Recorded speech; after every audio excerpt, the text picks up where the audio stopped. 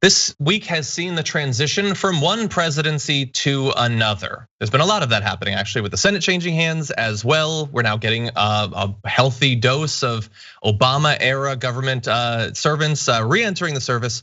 So what does all of this tell us about what the approach this new administration will have when it comes to the concentration of corporate power, monopolies? What is their approach going to be to this area? Joining us now to help us understand all of this and more is Sarah Miller, the executive director for the American Economic Liberties Project. Sarah, welcome to the Damage Report.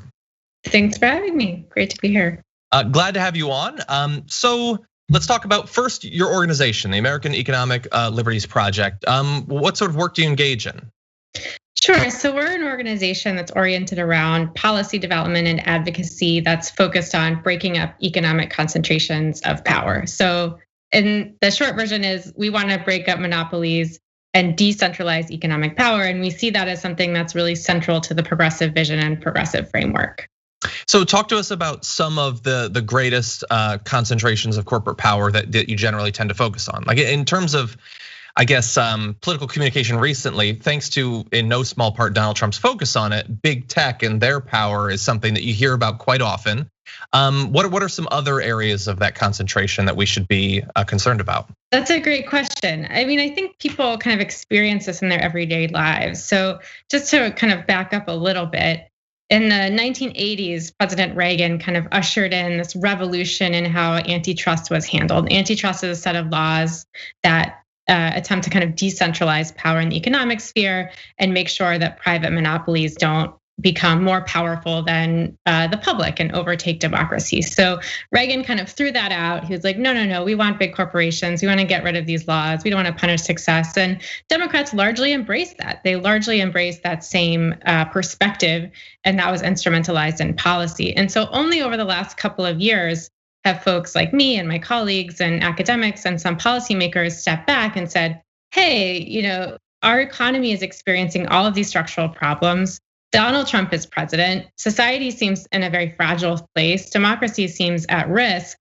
There's a number of reasons for that, but part of the kind of cause of all this social dysfunction is the fact that all across the economy, whether it's tech or healthcare or communications in a more traditional sense, or agriculture, is that we have these handful of giant corporations really controlling our commerce in those spaces and then leveraging that into political power through lobbying, electoral campaigns, dark money, et cetera, et cetera.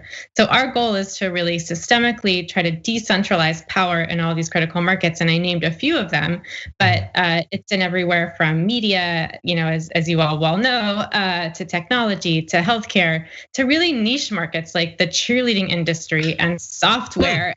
We kind of find it everywhere. You kind of like look into a market, and it's the same dynamic because we haven't been enforcing these sorts of laws for so long, big or small. You usually have a handful of players who are really dominant and who are able to kind of abuse either consumers or workers or kind of competitors and smaller businesses that are trying to gain a foothold in that space as a result. And we don't think that's right.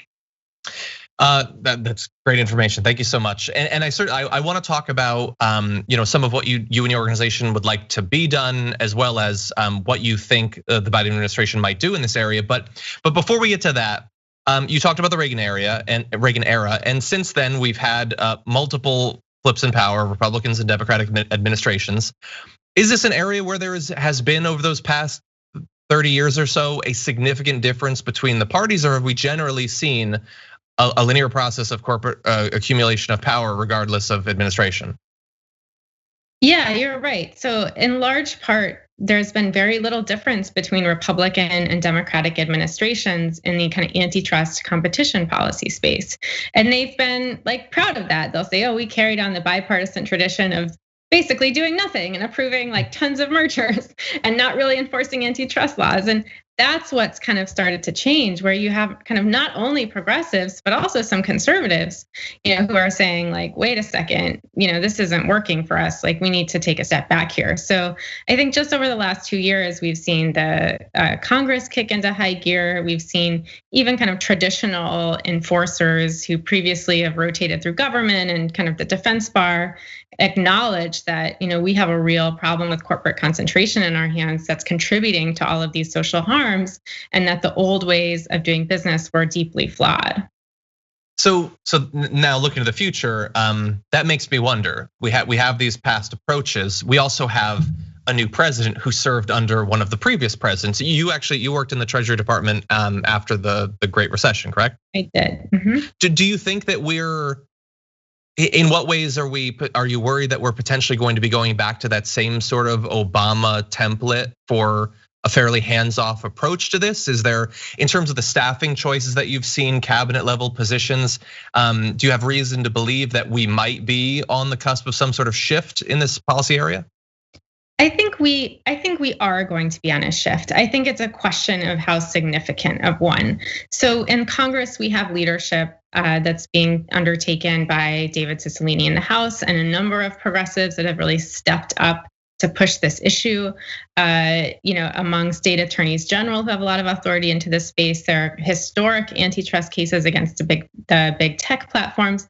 So it's happening around them. And I think that the question is whether they will kind of ride that wave and kind of keep it going. And I think there's no doubt that they'll be much better than they were under the Obama years, even if it's a lot of the same enforcers, because I think there's so much more scrutiny and interest and acknowledgement from other kind of people in the economic policy sphere that that it was really quite a kind of catastrophic era. Like I've had people say, were they just asleep at the FTC? Like what was going on? Because it just wasn't on anyone's radar. Like nobody was thinking about it. Nobody was doing really efficient oversight, even within the administration.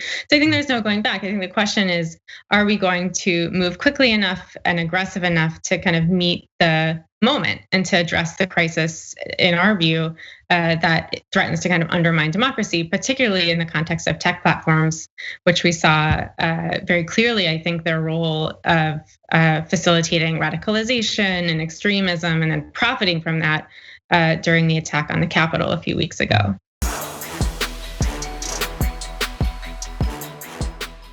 For more political news breakdowns, interviews, stories of activism, and me trying my hardest to care about the occasional big celebrity news story, subscribe to our YouTube channel at youtube.com/The Damage Report. And you can ring the bell wherever it is so you don't miss anything.